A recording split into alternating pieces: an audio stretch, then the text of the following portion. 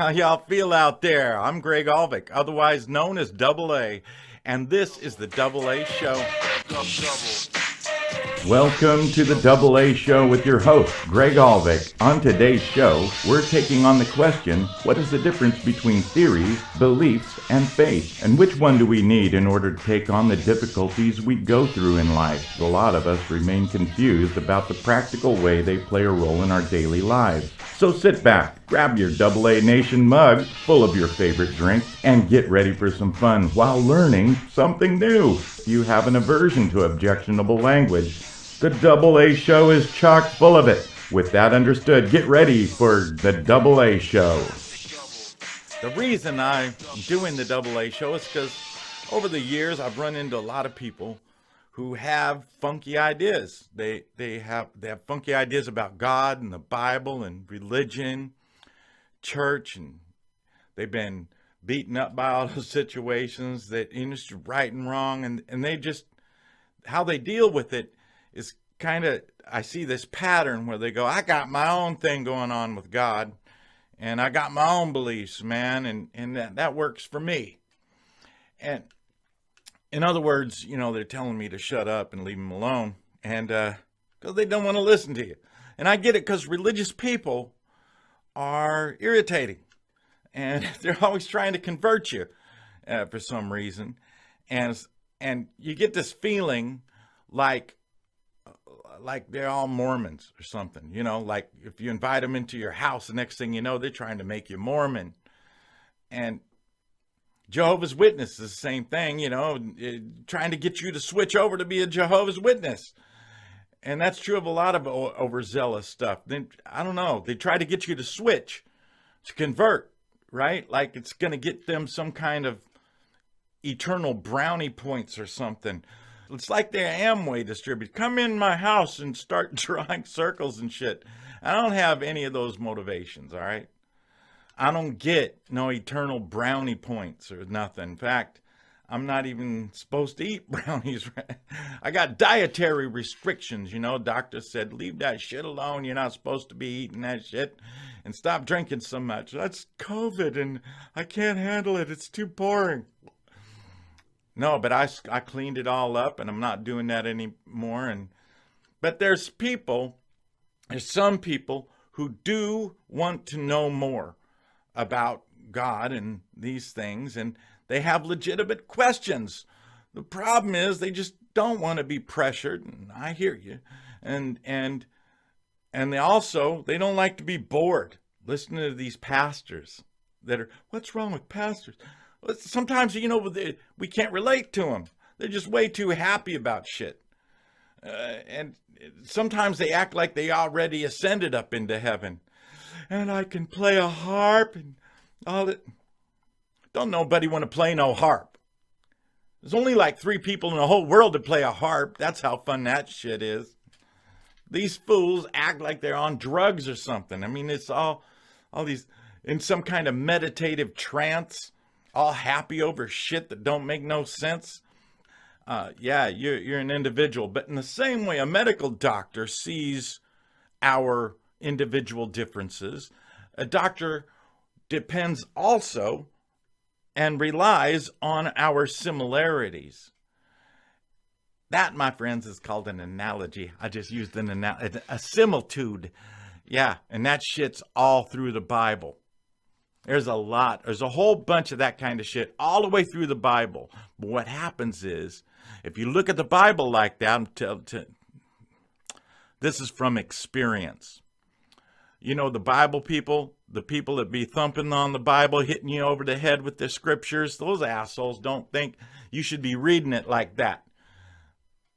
They get all up in your shit about it. It's literal. You have to take it literally. Don't you believe in the Word of God? God damn it. Doctors will use analogies to help you understand something that you wasn't trained to understand. And somebody like me might also use an analogy who's out here trying to help someone, because not everyone is spiritually healthy. You ever notice that? We recognize individuality, and at the same time, we rely on our spiritual similarities. We're just not all over the map like a lot of people think. There's similarities. There's things that we can rely on, that we have similar experiences in this life. But knowing that many of us share the same struggles and processes and life paths is a good thing. And I'm here to help bring some folks who ain't too scared of this.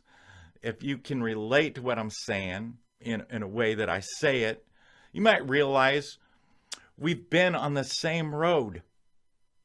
Maybe you're on a path right now that you're not so sure what to do or where to go. And here I am, and maybe I could say something that lights your way a little bit, just get you through that dark place you're in, right? Maybe you've been thinking some of the stuff that I've been saying, but you've been feeling all alone in your thoughts. And this is good because I was like that. I know how good it feels to have somebody say something you've been thinking. You theorizing stuff and you're going through some stuff, mental problem. You're thinking about this shit and it feels good to get confirmation. It helps your belief. It strengthens your faith. And that brings you through more and more of those dark spots. And life has some of those dark spots through it quite a bit. Have you noticed?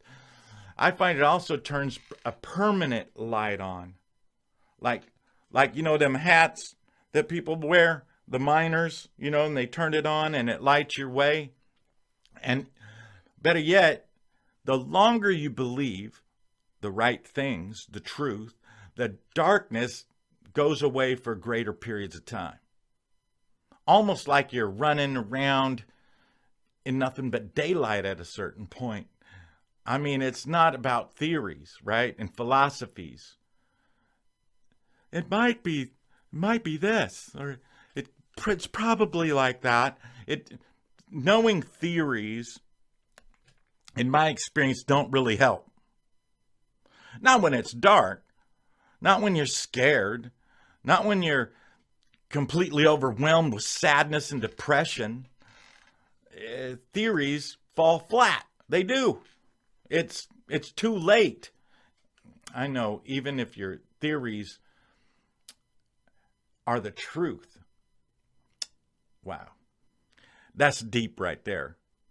I don't know if you, even if it's the truth, it falls flat. You know what I'm saying? Truth is good. Don't give me truth. You want the truth, but acting out your belief. It's my truth. Not if it don't work. All right? It's got to work. When you're sitting there in failure, it's your lie. It's your belief that it's your theory that ain't working.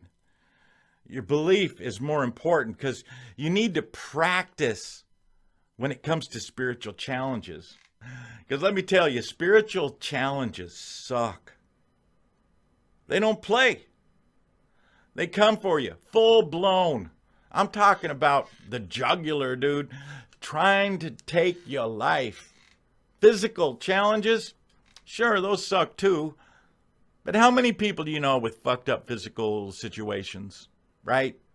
But you meet them and they're like happy people. Seriously.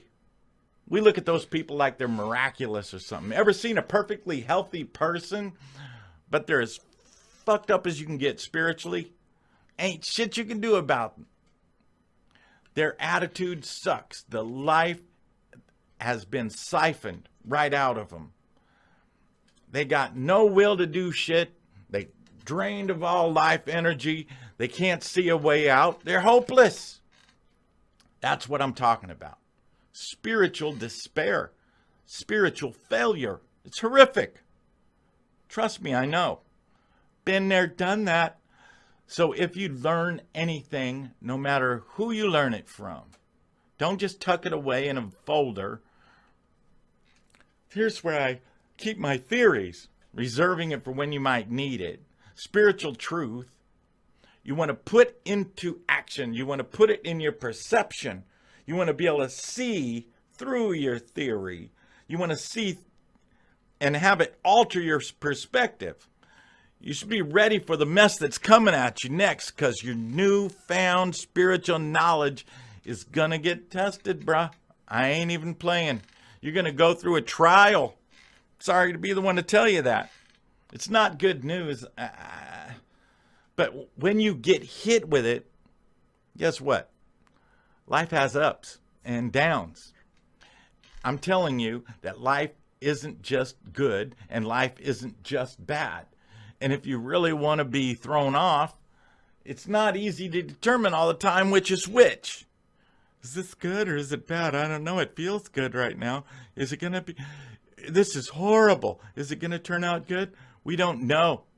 While you're going through it, applying your theories will transform them into beliefs, full-blown beliefs.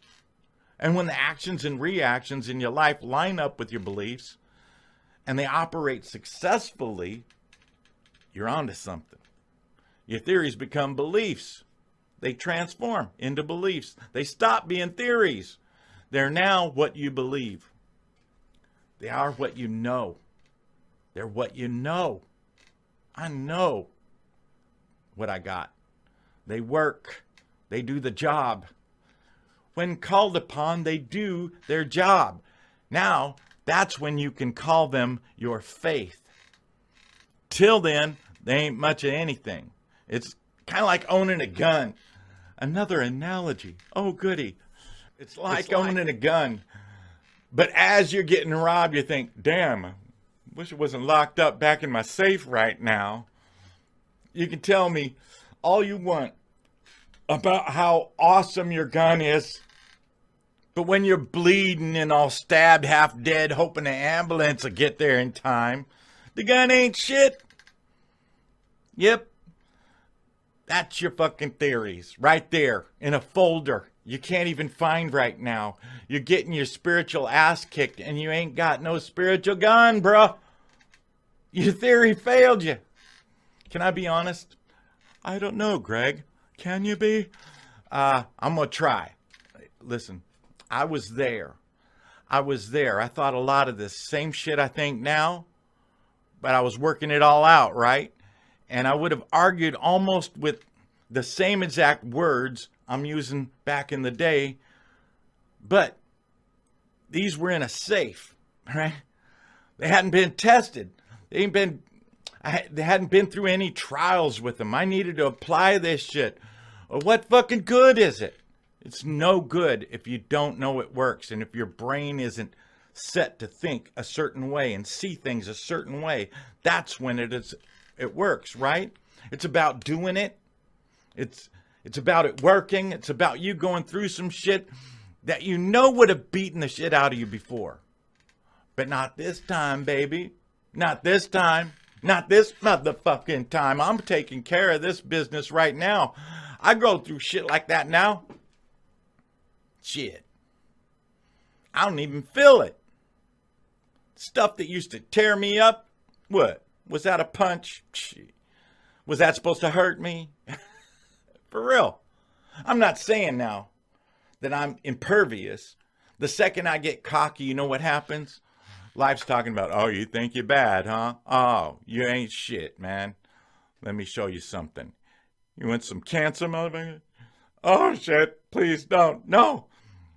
You know I'm not lying either. That's the way it is. So I ain't getting too cocky, but I know it all starts with what we think, what we believe, and getting that over into being something we know to be true. We know it. Then it's faith, and that's what helps you, right? I wanted to get into some specific conversation today. I wanted to go into this really cool revelation about the fruit on the tree of the knowledge of good and evil, the actual type of fruit that's on it. But I'm going to have to hold off because I used up too much time. It's what happens when you digress. I'm a digressor. I'm a transgressor and a digressor all at the same time.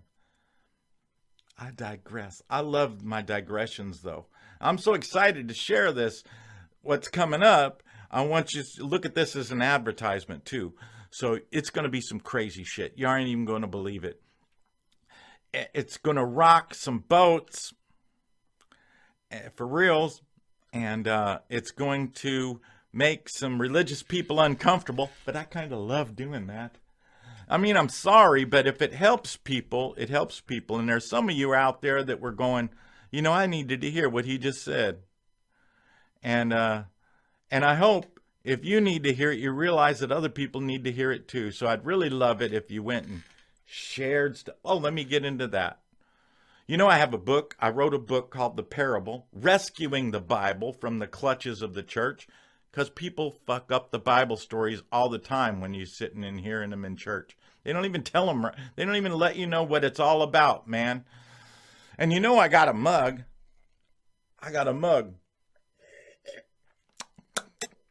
No, seriously, this mug is cool.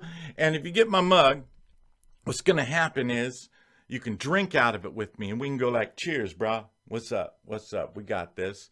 I got a good one. I like the one that I designed called Beliefs Have Consequences. That's one of my main themes on here, man. Watch out for what you believe because they have consequences. And I want to thank you for sharing and liking and subscribing. Thanks for turning on your notifications. What does that do? What does that do? I don't even know what that button is. That's the little bell thing. Anyway, when my next video comes out, what happens is you'll get notified. So look for that bell, press that, and it'll be like magic. It will. Now, what I think we can do is, until my next video is coming soon, let's lock this bitch up. Hey, Dubl A, yo, Dubl A. Double.